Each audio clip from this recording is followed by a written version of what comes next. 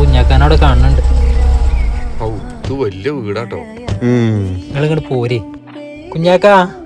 ആ സൗഖ്യത്തെ തിരക്കില? ഏയ് ഞങ്ങൾ 1-2 പ്രാവശ്യം വിളിച്ചിരുന്നു, അപ്പോ കിട്ടിയില്ല.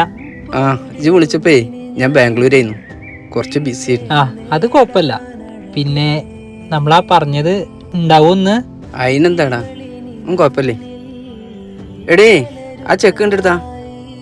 ചെക്കോ?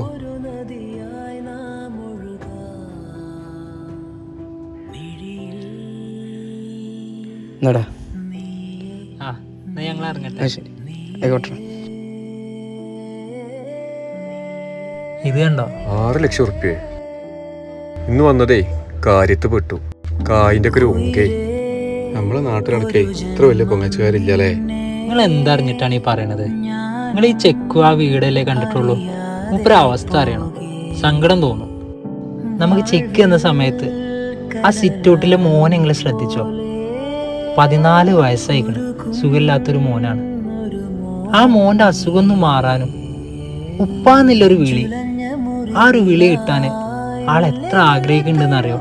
ഈ ചെയ്യണ നല്ല കാര്യങ്ങളുണ്ട് ആരുടെയെങ്കിലൊക്കെ ഒരു പ്രാർത്ഥന കിട്ടാനും വേണ്ടിയിട്ടാണ് ആൾ ആഗ്രഹിക്കുന്നത്.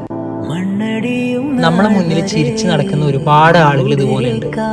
പക്ഷെ അവരുടെ മനസ്സിലുള്ള സങ്കടങ്ങളൊന്നും പലപ്പോഴും അവർ നമ്മളെ കാണിക്കാറില്ല. അതാണ് സത്യം. സ്വപ്നം നീ സ്വന്തം